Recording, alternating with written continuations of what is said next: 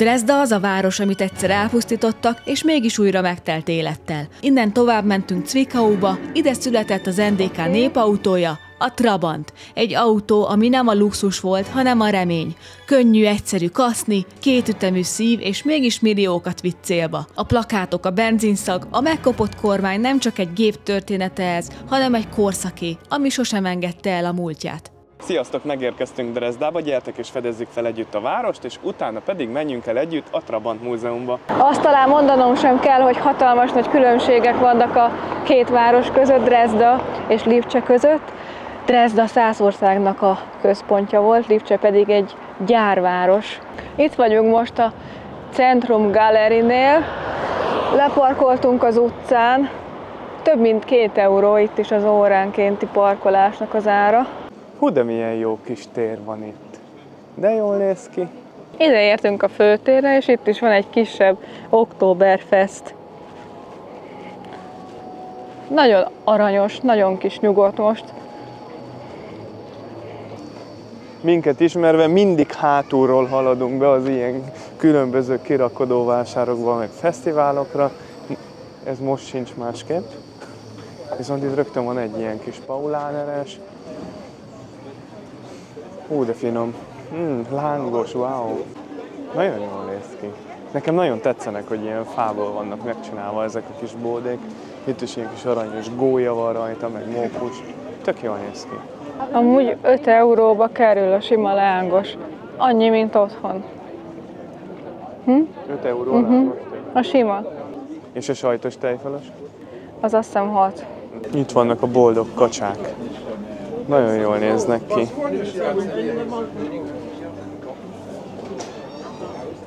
És ez a csillag Szászországnak az első számú karácsonyi jelképe, ami karácsony elejétől, azaz advent első vasárnapjától egészen karácsony végéig szokott világítani.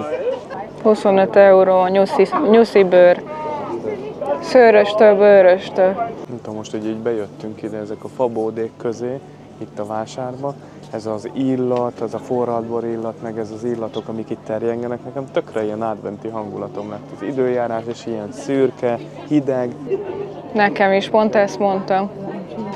Úgyhogy akkor mind a kettőnknek most ugyanaz az érzése van, nem úgy, mint Lipcsében, mikor sétáltunk, de nekem nagyon tetszik amúgy ez a város is. Amúgy ez a tér, ahol most vagyunk, az Art-Markt-Platz, Dresdának az egyik legrégebbi tere. Régen nagyon sok NDK-s felvonulást tartottak itt, hiszen látjátok, hogy milyen hatalmas, rengeteg ember elfért itt. Ha már van lángos, akkor legyen kerek a történet, van kürtös kalács is. Régen amúgy a választófejedelmek rengeteg pénzt költöttek arra, hogy a várost egy barokk ékszerdobozzá építsék, és képzeljétek el, hogy egészen a háború végéig meg is maradt a város, azonban 1945. februárjában jöttek a szövetségesek, és körülbelül a 90%-át lebombázták, tehát majdnem, hogy a nulláról kellett újjáépíteni. Évtizedekig álltak csak a romok, majd az 1990-es évek után kezdték el látványosan helyrehozni a városnak a látképét, és ezért vannak ugye most is meg ezek a barokk épületek. Szóval Lipcsével szemben el lehet mondani, hogy ez Kelet-Németországnak az ékszerdoboza volt mindig is, Lipcse pedig egy kereskedelmi megipari központ. És nézzétek, ott van a tetőn a kisvakon. Tomi régen azt hitte, hogy ez egy magyar mese, de nem, ez egy lengyel mese a kisvakon. Nagyon szerettük nézni. 5 ér adják a forradbort. Az nem is drága. A 3 deci sör pedig Radeberger csapolt, az 3,50, a fél liter is pedig 5. Ja, és mielőtt megint megkapnánk, hogy nem azért mondjuk el az árakat, mert ez olyan nagyon magyar szokás, hanem nagyon sokan kíváncsiak szoktatok lenni, hogy tudjátok, hogyha esetleg ellátogattok itt egy ilyen vásárba, akkor hogy mennyibe kerülnek ezek a dolgok. Ha valaki pedig meg akarja venni, akkor meg vegye meg magának, ha meg drágálja, akkor meg ne vegye meg. Igazából csak elmondjuk, mint egy információt. Megcsinálják itt neked a szendvicsedet, hogyha gombás sajtosat kérsz, akkor az 7-be kerül, hogyha pedig sonkás sajtosat, az is 7-be kerül. Jó fekete ez a templom, ha? Mit szólsz hozzá, hogy ilyen fekete? Én tudom, hogy miért fekete. Akkor mondd el, légy szíves, miért fekete? Szóval ennek több oka is van, felsorolok közülük 3-at, hogy ezt a követ úgy hívják, hogy elba homokkő, aminek eredetileg ilyen sárgás homokszíne van, és ez könnyen magába szívja a nedvességet, a koszt a levegőből, illetve az NDK idején barna szénnel fűtöttek, ami terjedt a levegőbe, és ugye mivel ez könnyen beszívja, ezt is magába szívta. És a harmadik, az pedig a háború idején a bombázások, illetve hatalmas nagy tüzek voltak itt a városban. Van is egy ismerős, aki régen, amikor kicsi volt, itt élt a városban, és akkor ő mesélte, hogy egész végig a háború idején kibírta, ugye Drezdát nem bántották, és pont az utolsó, úgymond pillanatokban jöttek ide a bombával, a bombázások, és mindenhol tűz pusztított. És gondold el, hogy milyen rossz lehetett akkor abban az időszakban élni, és részese lenni ezeknek a dolgoknak, a háborúnak például. Igen. De ugye az nem csak Németországról beszélek, hanem más országokról is. Magyarországon is ugye nagyon sokat bombáztak sajnos, ugye ezt tudjuk, egy csomó hidat felrobbantottak, de itt is azért jó sokat kaptak. Számomra az a legmegdöbbentőbb az egészben, hogy a legvégén azért még egy utolsót úgy belerúgtak ebbe a városba. Szóval, ja. Rengeteget meséltek nekünk az idős emberek, hiszen többen vannak, akik Németországban élnek, valaki kitelepítettek, és akkor ő mesélte el ezeket a történeteket, hogy milyen volt itt keleten az élet, és nem volt könnyű, nem volt egyszerű. De ugyanúgy el tudom mondani, amit a nagymama mesélt, hogy neki sem volt egyszerű, hiszen ő annak idején, még a háború ideje alatt kiskorában meg is vakult az egyik szemére. Például. És úgy kellett aztán leélnie ugye az életét. Ja. De ez a templom is azért milyen csodálatos, hogy így jó magas, és milyen büszkén viseli amúgy így ezt a feketeséget. Tényleg nagyon sok mindent túlélt ez a templom is. Igen, hát ez egy olyan ismertető jele is a városnak. Tehát, hogyha ilyen képet látsz, akkor tudod, hogy mire kell gondolnod, melyik városra. Ha már annyit beszélünk erről a templomról, akkor érdemes megemlíteni, hogy ez a Szent Kereszt templom, és azért hívják így, mert a Szent Keresztnek egy kis darabját is erekjeként őrzik itt bent. 5-ször próbálták meg a földdel egyenlővé tenni ezt a templomot, amúgy 92 méter magas. Amikor újjáépítették a II. Világháború után ezt a templomot, akkor a belseje már eléggé puritára sikeredett. Nagybetűvel ki volt írva, hogy nyitva van a templom, úgyhogy be fogunk menni, és ha már itt van kitéve a fiú kórus, akkor hadd említsem meg, hogy körülbelül már 700 éve dalolnak itt nekünk. Merci nyitja nektek az ajtót, és akkor gyertek, menjünk be és nézzük meg. Danke.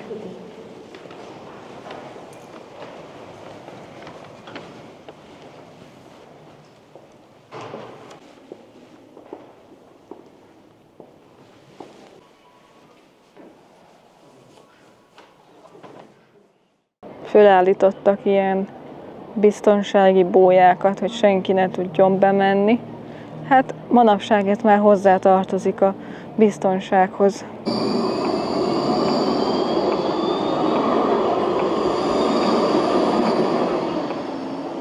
Itt van ilyen csillagbolt, karácsonyi bolt. Csillagbolt, azt Igen, mondja. mert kiadták az utasítást, hogy nézzünk csillagot. Úgyhogy megnézzük akkor azt a csillagot, jó? Jó. Hú, milyen szép ez a tér. És ha hiszitek, hanem itt is szól a Skót Duda. Igen. De Nagyon hogy ez szép. miért? Ez valami hagyomány szerinted? Nem tudom, de tök jó hangulat van tőle. Közben ott a tér másik felén buborékokat fújnak. Nagyon szép. Igen, amúgy, ez a nagyon tér is tetszenek. hatalmas. Igen, és nagyon tetszenek, hogy ilyen szépek a homlokzatai a házaknak, tényleg nagyon szép, színesek. Na látod, nekem ez a város tetszik.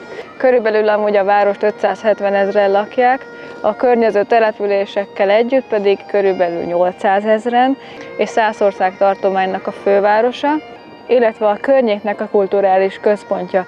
Ez a tér, meg ahol most vagyunk, ez a Neumarkt tér, előtte pedig a Frauenkirche, ami a II. Világháborúban teljesen megsemmisült. A kupola nem bírta el ezeket a nagy tömegű köveket, ezért beomlott, és körülbelül a 2000-es évek végén kezdték el újjáépíteni, amikor összegyűlt annyi adomány, hogy elkezdhették a munkálatokat. És hogyha látjátok ezeket a fekete pontokat a templomon, azok azért vannak, mert a háború után ugye az új mészkövek közé beépítették a háború előtti templomnak a maradványait, ezzel is emléket állítottak annak, hogy a háborúban ez a templom már egyszer megsérült, de újjáépítették. És itt pedig Martin Luthernek a szobra található, aki a reformációnak az egyik vezéralakja volt, tehát a reformáció is kötődik ehhez a városhoz, és érdekesség még, hogy a szobor a templommal ellentétben túlélte a bombázást. Ezek a skóddudák amúgy olyan hangosak, hogy már jó messziről hallottuk a hangját, és ez tényleg úgy van, hogyha így meghallja egy turista ezt a skódduda szót, akkor oda megy, és akkor megnézi, hogy hát mi a fene ez, mert nagyon kíváncsi.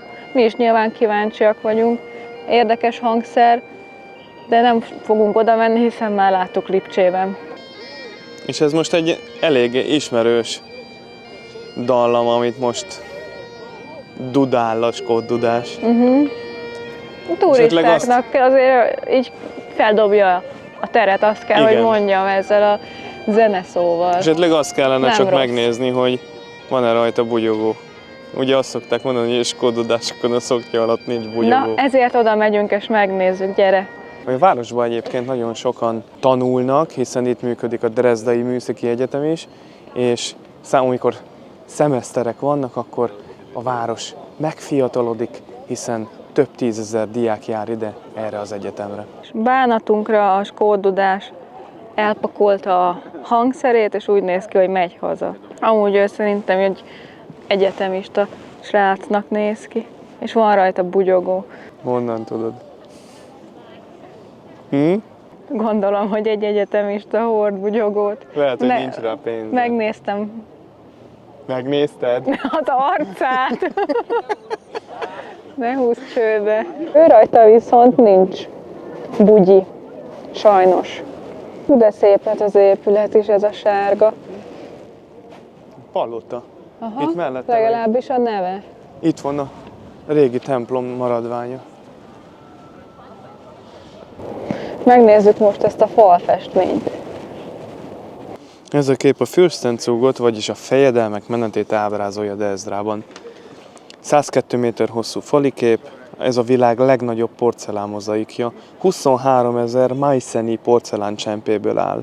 A 100 uralkodókat mutatja be a 12. századtól a 20. századig lovon, díszes menetben. Csodával határos módon ez is túlélte a II. Világháborús bombázásokat. Nézzétek ezt a kis kutyát, milyen kis rövid lábai vannak.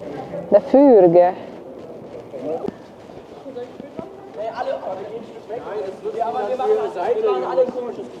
Múltkor itt ezen a téren volt egy opera előadás, nagyon szépen énekelt. Itt volt egy férfi, meg egy nő, és köréjük gyűltek az emberek. Jó hangulata volt. Ezzel is úgymond kitöltötték ezt a hatalmas nagy teret. Ez pedig itt Dresdának az egyik legszebb tere, azaz a Schlossplatz. Mégpedig azért is a legszebb, mert nagyon sok látványosság található itt meg egy helyen Dresda belvárosában.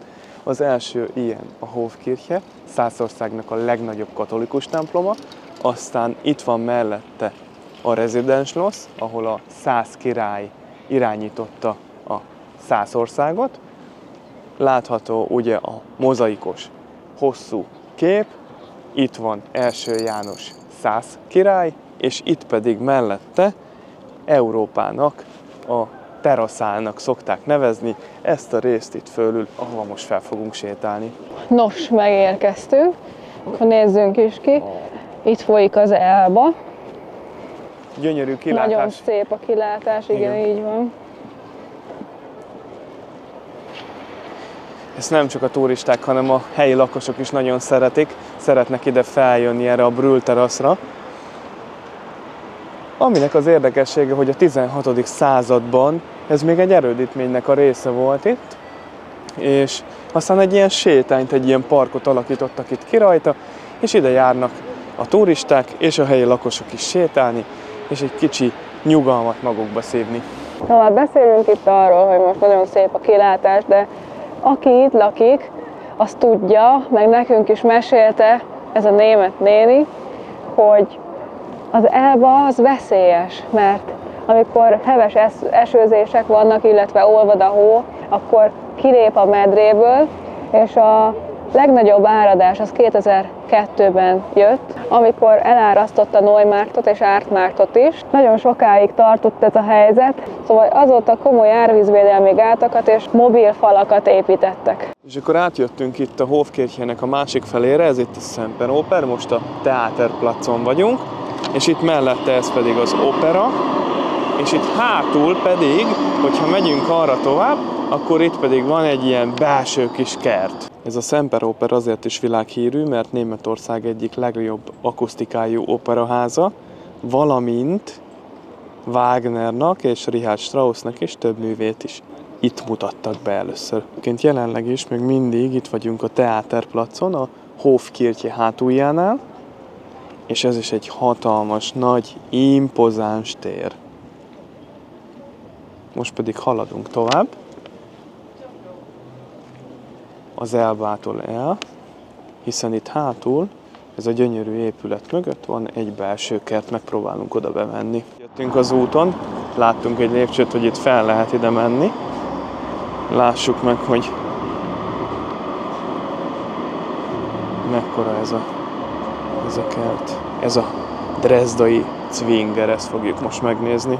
Ilyen gyönyörű ez az épület együttes is. És itt belül pedig gyönyörű szép kert van. És jelenleg felújítás alatt van az épület. És a kert is. És csak hogy halmozzuk az élvezeteket, itt pedig mögötte, a Zwinger mögött a színház található, meg ez a halovány kék szürkés épület. Ez Dresda ékszerdoboza, második erős Ágost építette, hogy bálokat tarthasson itt, és megmutassa a világnak, hogy ő milyen hatalmas uralkodó volt. És van amúgy még itt érdekesség, ez itt szembe, ez a Kronentor. Igen, korona van a kapu tetején. Látjátok, hogy milyen hatalmas, aranyozott. Ez igazából a lengyel királyi korona, és arra utal, hogy Ágost nem csak 100 választófejedelem volt, hanem Lengyelország királya is. Lassan megy le a nap, és egyre jobb hangulata kezd lenni ennek a kis őszi kirakodóvásárnak.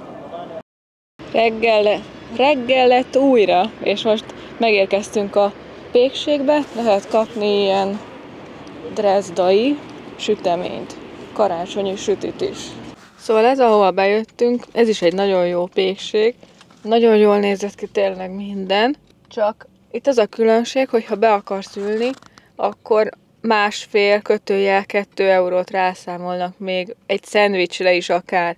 Szóval volt olyan szendvics, ami mondjuk 3,50-be került, és hogyha be akartál ülni, akkor 5-öt kellett volna érte fizetni. És akkor úgy döntöttünk, hogy akkor inkább veszünk mondjuk egyel több szendvicset, aztán megesszük, mint hogy mondjuk beülünk, és akkor csak azért fizetünk, mert hogy beülünk. Szóval ez csak egy ilyen kis infó nektek, hogy érdemes figyelni erre, hogy mi van kiírva alulra, hogyha mondjuk elvitelre kéred, akkor nem számolnak föl rá, ha meg ott teszed, akkor felszámolnak.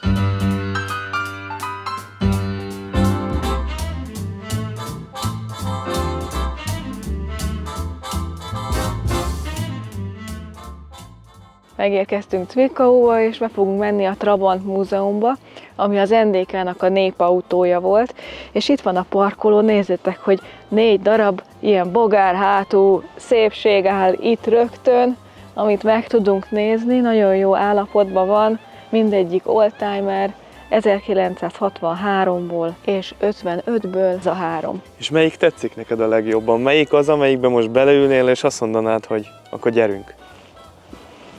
Ez a barnás színű. Igen? Aha. Nem olyan feltűnő, nagyon jó állapotban van, és nekem ezt tetszik a legjobban, ennyi igazából. És mind a kettőnek kinyitható teteje van, ez is milyen menő már. Na gyerünk be! Amúgy képzeljétek el, hogy a Tomi régen itt lakott ebben a városban. Ide is értünk a múzeum bejáratához, aminek a hivatalos neve August Horch Múzeum, de a helyiek csak Trabant Múzeumnak hívják. Ugye August Horch is itt tevékenykedett Zwickauban, és ebből nőtt ki az Audi márka is, ami aztán ugye innen elkerült, és aztán jött a háború, jött a szovjet megszállás, és a szovjeteknek kellett egy olcsó autó, amit tudtak itt a környéken építeni, illetve gyártani, és így jött a Trabantnak az ötlete, jött a P70-es modell, és elkezdték itt a környéken a Trabantot gyártani, hiszen olcsó volt, könnyű volt gyártani, és megvolt már a szaktudás itt a környéken. Megvettük a belépőt, 215 euróba került a felnőttnek, a gyereket most nem is néztem, de megnézem mindjárt. Azért szoktuk ezeket az árakat amúgy elmondani nektek, mert tudjuk, hogy titeket is érdekel, és nem azért, mert drágáljuk vagy bármi, hanem szeretnénk még több információt nektek átadni. A 6 év alatti gyerekeknek amúgy ingyenes a belépés, és 6 és 18 év között pedig egy kedvezményes 13 eurós jegyre van lehetőségetek, hogyha a gyerek felmutatja az igazolványát, hogy a két intervallum közé esik. Akkor ide is értünk már rögtön az első Horch autóhoz, ami 14 és 17 lóerő leadására volt képes. Kurblival lehetett ezt az autót meg beindítani, és így gyártották Zwickauban. Nagyon sok érdekesség felelhető amúgy ezen az autón, tehát nem csak az egész autó ugye fémből volt, hanem nagyon sok fát használtak, azt itt lehet is látni, és a kerekei is faküllősek voltak, ugye ez már le van itt fényezve, meg le van festve, de hogyha megnézitek itt hátul ki van állítva, hogy néz ki eredetileg ugye az a faküllős kerék, és ez az autó amúgy 1902 végéről származik. Most az jutott eszembe a kommentről, hogy látom a kesztyűs bácsikat, hogy írták többen neked kommentben, hogy te egy buzi vagy, mert kesztyűt hordasz.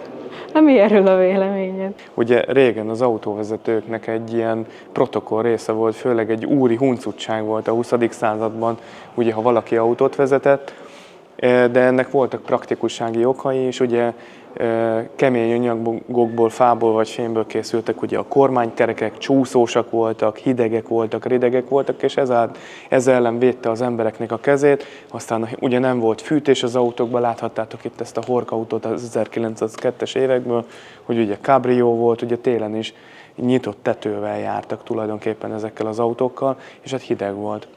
Ugye régen jobban vibráltak ezek az autók, ugye voltak keménykerekű autók is, nem volt mindig gumitömlős vagy gumikereke az autóknak, illetve laprugói voltak, ezt is láthattátok ezen a másik kocsin, és a vibrációt is sokkal jobban viselte így az embernek a keze kesztyűben. Hát még hogyha csúszott is a kormány, vibrált is, hát elgondolhatod, hogy mennyire nehéz volt amúgy tartani ezeket az autókat a megfelelő oldalon, a megfelelő úttesten.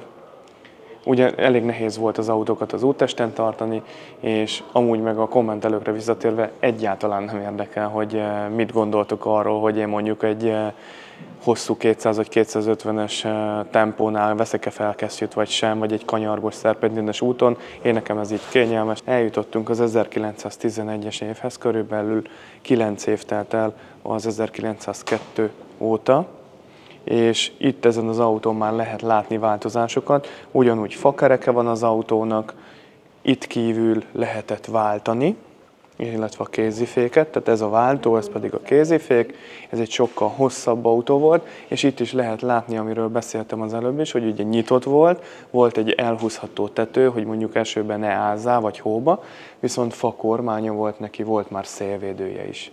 És ebben az autóban a 12 lóerőhöz képest már egy 28 lóerős, 4 ütemű, 4 hengeres, 3200 köbcentis motorduruzsolt itt elő. Aztán eljutottunk, ugye, mivel mondtuk, hogy az Audi is innen származik, az első Audi márkajelzési kocsihoz. Ezt 11 és 16 között gyártották, itt már fémküllős kerekei vannak neki. Ez is egy 4 ütemű, 4 hengeres, 2600 köbcentis kocsi, és ezen is volt már szélvédő, ugyanúgy fa váza volt az autónak, viszont a fakerékről már egy fémküllős kerékre tértek át. Bercikém, te mit gondolsz ezekről a kocsikról? Neked tetszenek, nem tetszenek? Ha igen, akkor melyik? Én el tudnám magam amúgy képzelni simán egy ilyenbe, hogy ilyennel megyek. Nyilván kirívó lenne a mai világban, de kipróbálnám mindenképpen. És régen is látjátok, hogy voltak akkor is ilyen jó kis vagány színek, feltűnősködtek. Nem az a fehér, szürke, fekete, ilyen egyhangú, hanem ilyenekkel is felvidították ugye a hétköznapokat. Ezt beszéltük az előbb, hogy hiába volt fémküllős kereke mondjuk, ez egy teherautó, de nézzétek meg, hogy ilyen tömör kereke volt neki, tehát ezért is rázkodott jobban az úton. Annyira jól néz ki amúgy ez a díszlet, a berendezés, meg ezek az autók. Itt van az ember, és visszarepíti őt egy olyan, hát mennyit, 70-80 évet, igaz? Hanem 100-at. Ezek például 1930-ből vannak. Ez egyik az Horch, az másik pedig Audi, ő egy Audi, ez a Typ Zwickau.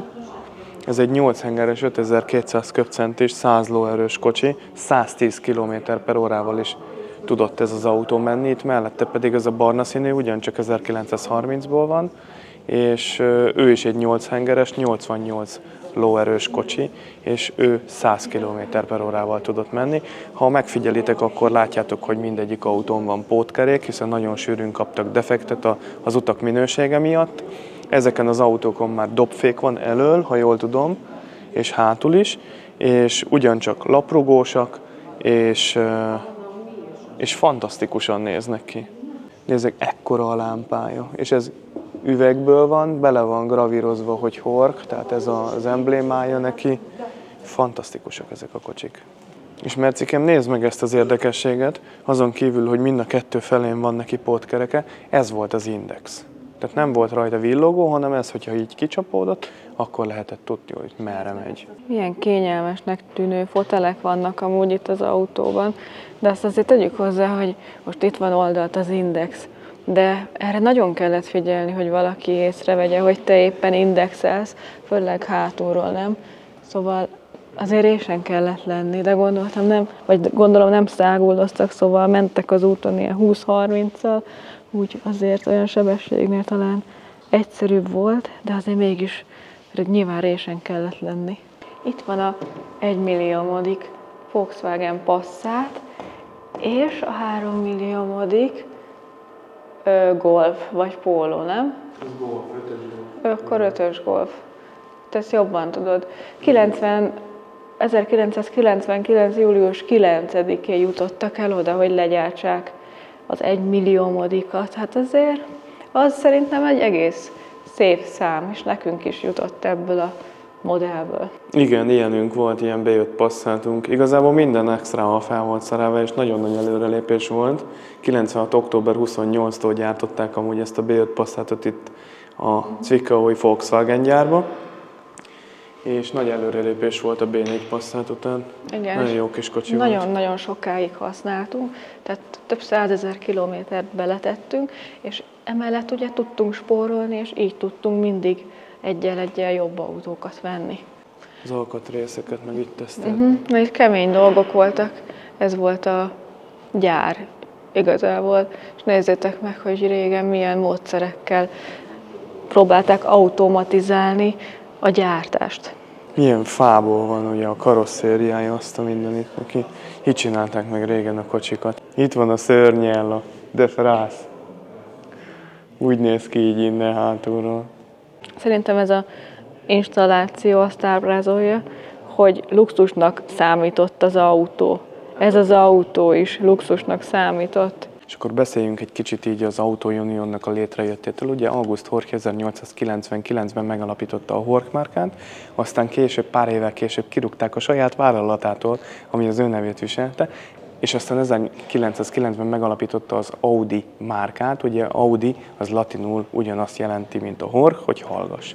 És aztán múltak az évek, ugye Horch név le volt védve, és működött tovább az autóvállalat, ő ugye létrehozta az Audit, és aztán 1932-ben Auto Union néven, ezért van a 4 karika a mai napig az Audikon, létrejött az Auto Union, összeolvadt a DKV, a Wanderer, a korábbi Horch, ami az ő nevéhez fűződik, és az Audi, és aztán az 1960-as években az Auto Uniont a Volkswagen márka felvásárolta, és aztán feltámasztotta újra az Audit. a 4 karikával. Itt pedig már a II. Világháború évei alatt járunk, és ugye láthatjátok például ezen a katonai autón, hogy nagyon segítették a német katonákat az autógyárak is, és itt van, ugye ez a Wanderernek volt a márkája, de már itt megjelent rajta az Auto Unionnak a márkajelzése is.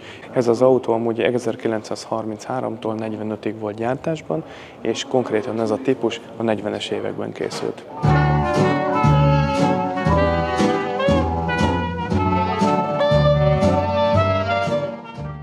Lejjebb jöttünk egy szintet, és annak idején ez egy korabeli, elérhető autó volt, 1931-ből a DKV gyártotta.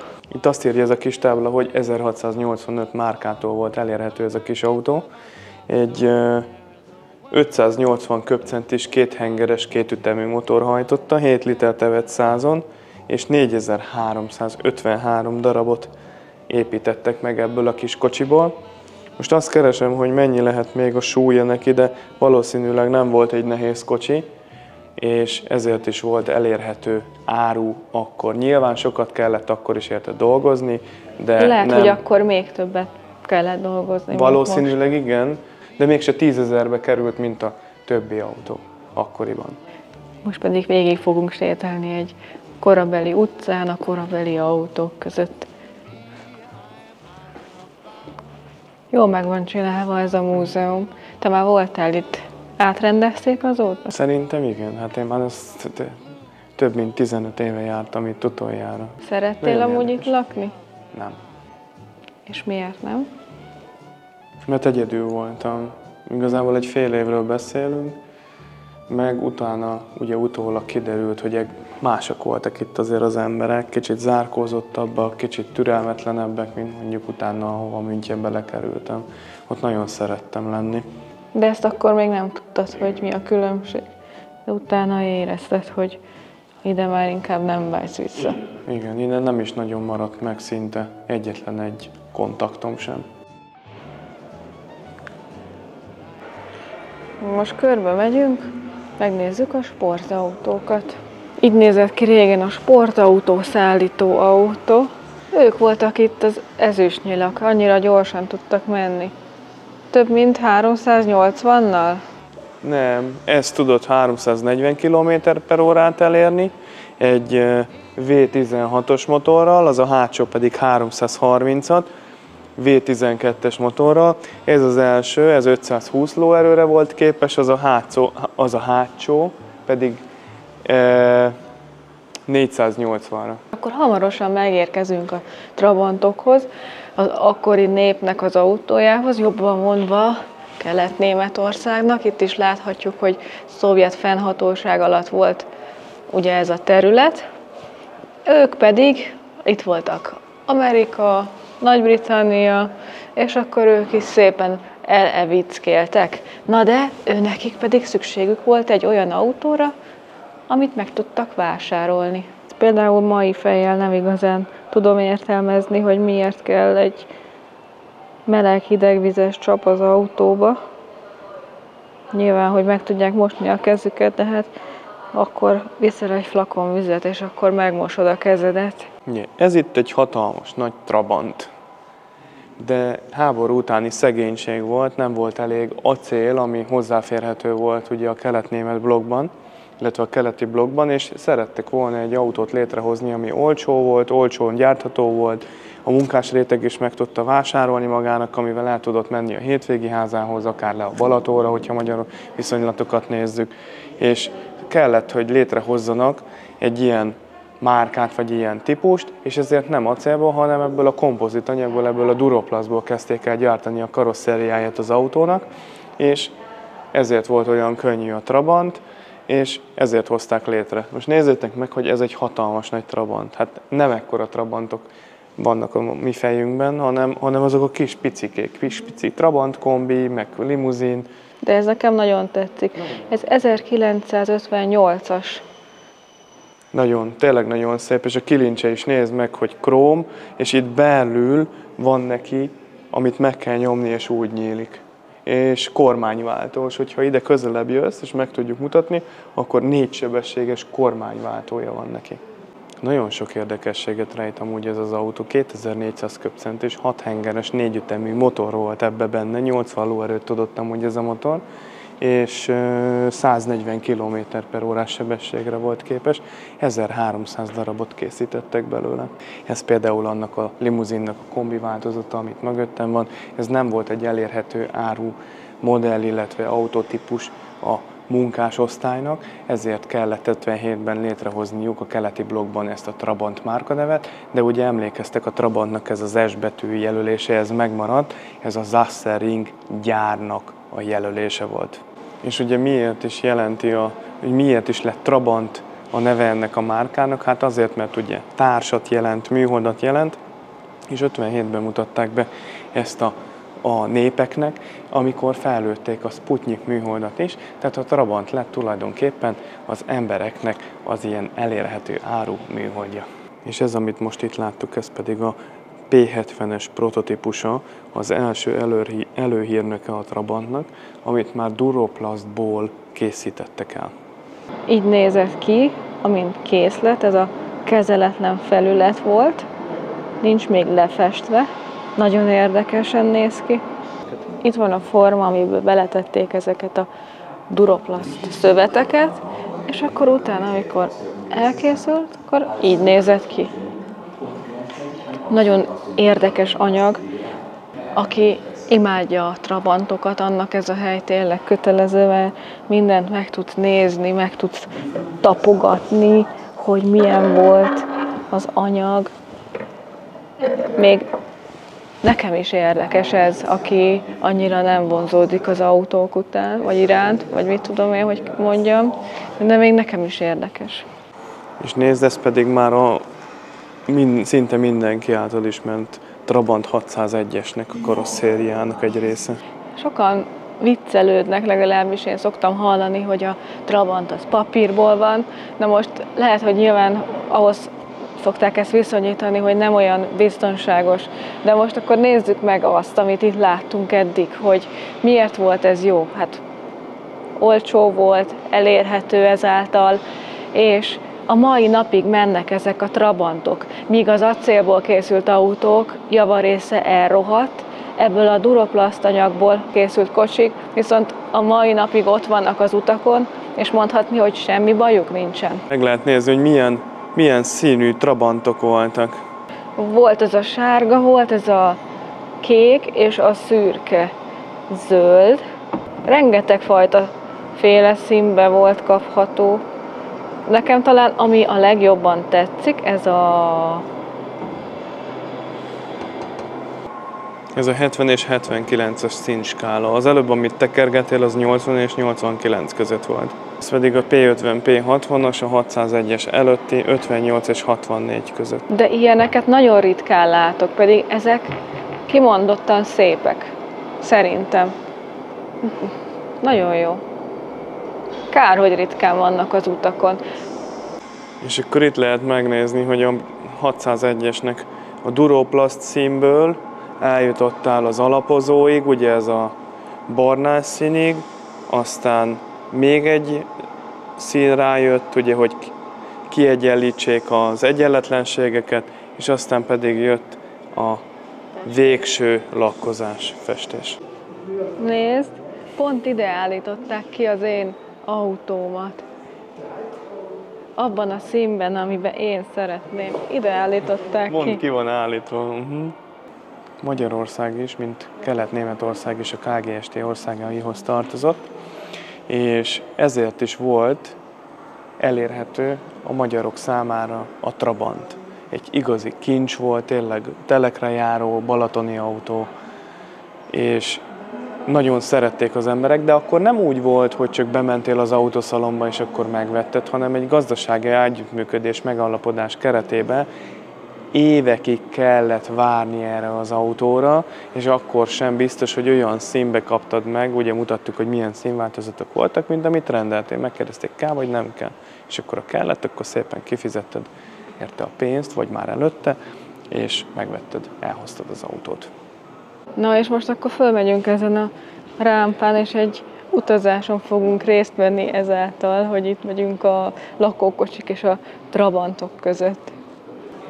Ugye ez az a Trabant, amire mondtad, hogy még tetszik is, hogy még jól is nézett ki, igaz? Ez a P60-as, és egy ilyen kis, szerintem az is Duroplaszt lakóautó van utána akasztva, aztán itt van a 601-es limuzin, ez már egy nagyobb lakóautó, még szörfdeszka is van rajta. A kutyafáját neki. Igazi retro DDR életérzés. Igen. Ez pedig egy kinyitható, ugye egy ilyen lakó sátor? Sátor volt ezekben, igaz? Egy kinyitható sátor volt, ez pedig egy régi púpos Warburg. Ezeknek az autóknak amúgy nem volt a barátja az emelkedő. Gondolhatjátok, hogy még egy ilyen lakókocsit is utánuk akasztottak, azért ugye erőlködtek fölfele.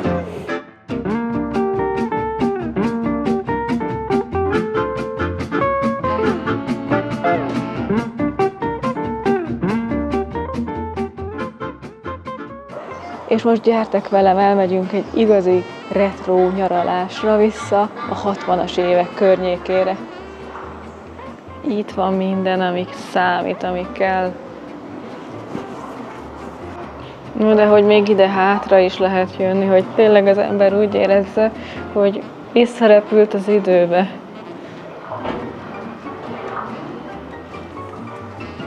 Az is olyan tipikus volt, hogy még a kövek is ide voltak téve.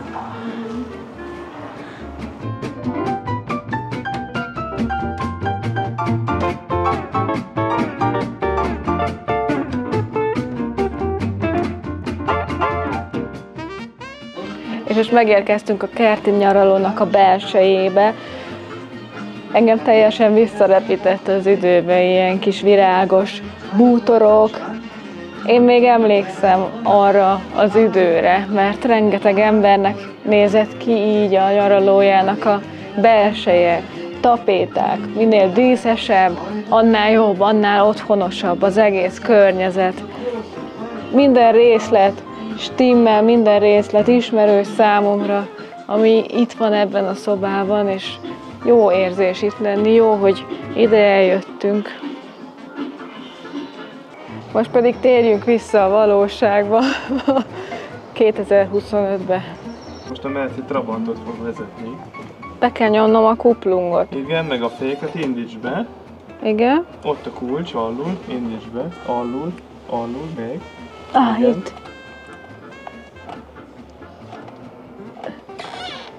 Micsoda? Leerlaufstellen. Igen. Megvan. Most indíts be. Oké. Most sem megy hátra. Sebességben van. Te, gyerek. Hát. Ne mondd már. Most hol az út?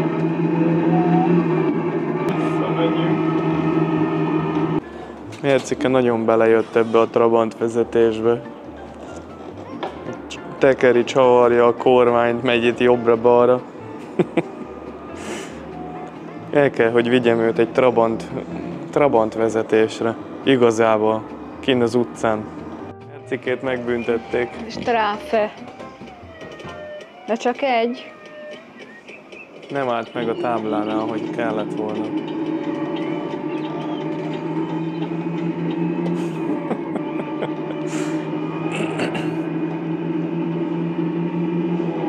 Ez nagyon tetszik neked.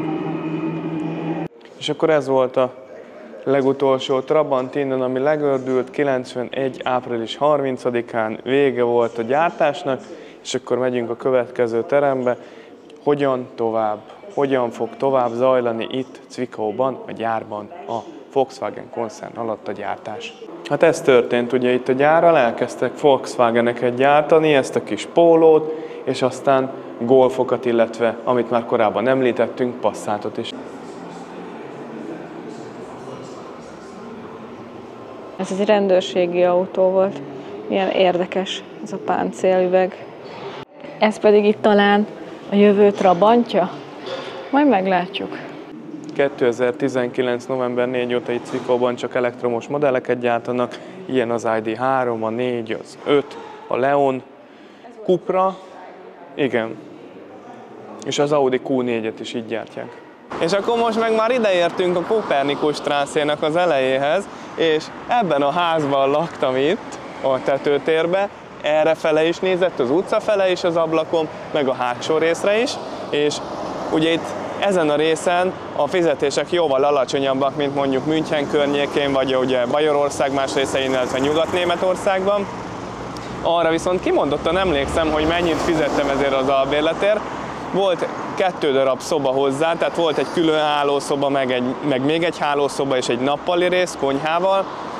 222 eurót fizettem melegen érte, amiben ugye a melegvíz is és a fűtés is benne volt, viszont nem volt benne a villany és az internet, azért külön kellett fizetni, és emlékszem, hogy még azt is kellett írni, hogy ugye egy általány benne volt a mosásért, volt egy azt hiszem, hogy a második emeleten egy mosókonyha, ahova le kellett ugye járnom ugye a tetőtérből, és ugye fel kellett mindig írni a vízóra állását, a kezdést és a végét, amikor ugye kimostam.